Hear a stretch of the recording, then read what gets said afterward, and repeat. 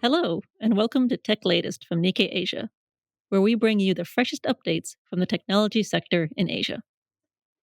From Nikkei Asia's Tokyo headquarters, I'm your host, Katey Creel. This week, I'm joined by Stella Xie, our Hong Kong correspondent, who broke the news that Chinese battery maker SVOLT is pulling the plug on its European operations. Welcome to the show, Stella. It's great to have you here. Oh, it's great to be here, Katie. Thanks so much for having me here. I'd love to talk about your story on SVOLT's decision to shut down its European operations, which I believe is coming in January. This isn't the first sign that the company was having trouble in the market, was it? No, it's not, Katie, actually. Just a quick summary of the news that we reported recently. This Chinese battery maker, SVOLT, they suddenly announced it will abandon plans to build two factories in Western Germany. So all the operations in Europe will be terminated by next January. But if you've been following this company and also the broader, EV industry in China, you would have seen hints that they have run into issues before. So actually, in May, this company already admitted that they will halt production in one factories in Germany, citing reasons including the loss of a major client and also uncertainty in the market. And I think Asphalt is not alone. There are have been other Chinese battery makers, including CATL, which is the largest in the industry, that also said they will halt or suspend production in factories abroad. So I think this is really kind of the latest development that a lot of people have been expecting. When you said uncertainty in the market, would you say that's mostly from the demand side and EVs not selling as well as maybe people were hoping? Or is it maybe more about the geopolitics? As we know, Europe just imposed additional tariffs on Chinese EVs, something Beijing obviously was not happy to hear. So do you think it's kind of a bit of market forces, geopolitics, a blend of both? Yeah, I would say it's pretty much a blend of both. As we know, the European Union recently slapped pretty steep tariffs on Chinese EV exports. And that move definitely escalated the trade tension between China and Europe, which has been going on for quite a while. But in the case of Asphot's decision to pull the plug on their European operations, I would argue that it has more to do with the financial problems that Chinese companies are facing. Our reporting shows, Asphalt is struggling in terms of their domestic operations. The company has been losing money for many years in a row. It sought to seek listing in Shanghai, but it decided to postpone for reasons that the company does not disclose. But the broader picture is that a lot of the electric vehicle companies in China are already experiencing overcapacity problem, i.e., the demand at home has been pretty weak.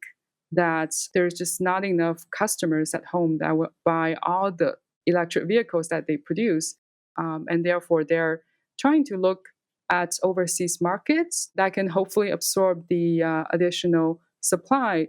And the European Union is one of the hottest destinations for them because of EU's goal in reducing carbon emission.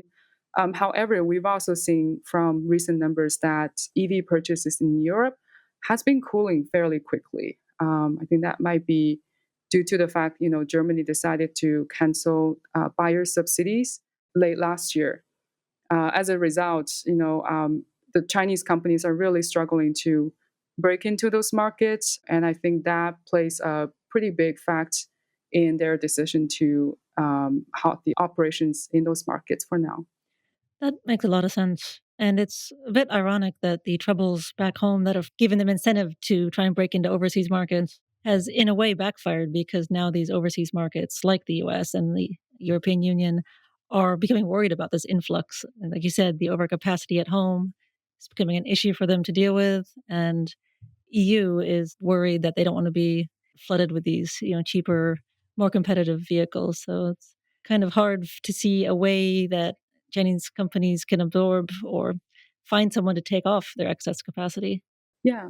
Looking at their home market, speaking of, is there any hope of maybe stimulus from the government or a pickup in consumer confidence in the near term? Yeah, right. That's a great question, Katie. So we've actually seen some initial signs that the Chinese economy might be hitting the bottom. I mean, the latest PMI data show that manufacturing production output has been expanding for the first time for many months in a row.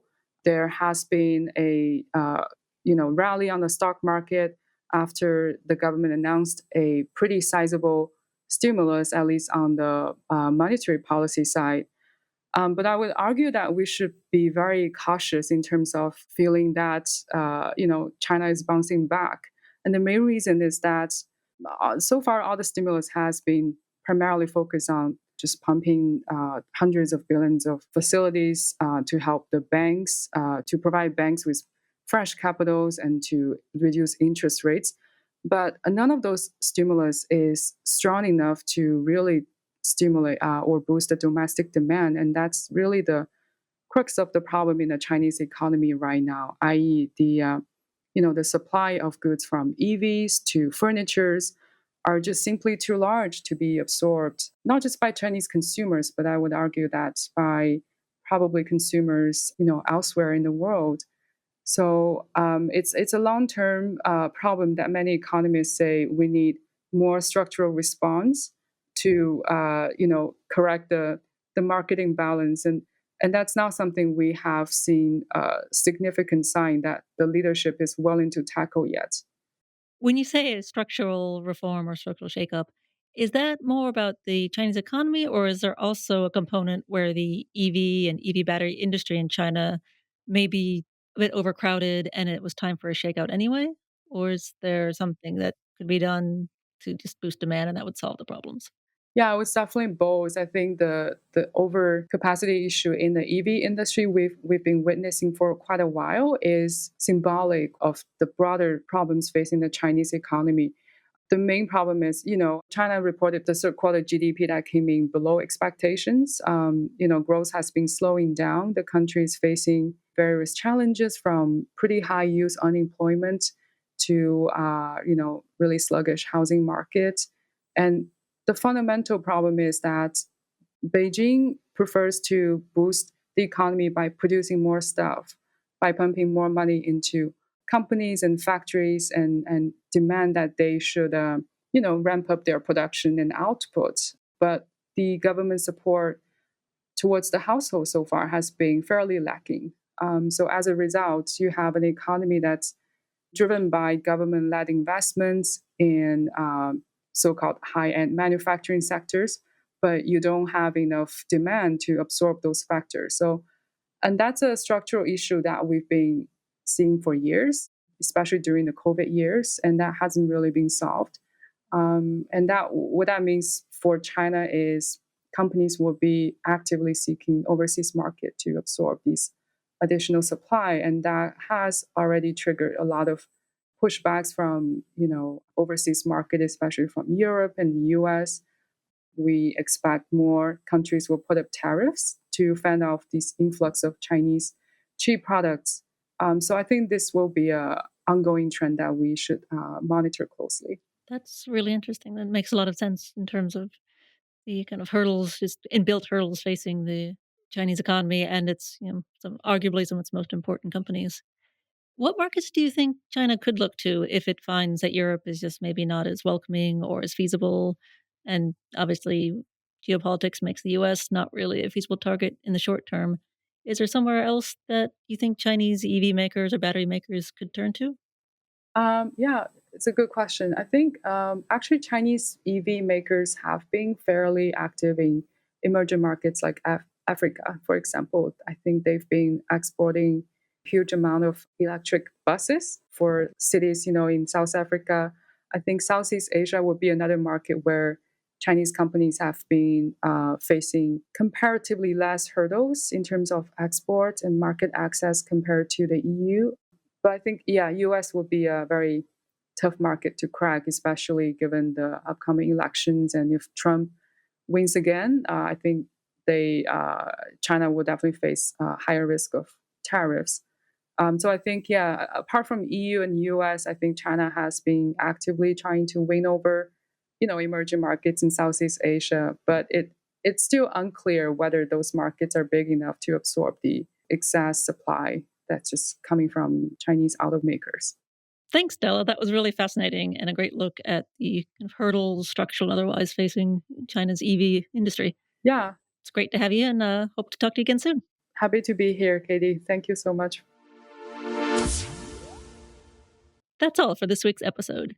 You can read more of Stella's reporting, along with other stories about Asia's tech industry, on Nikkei Asia's website, asia.nikkei.com.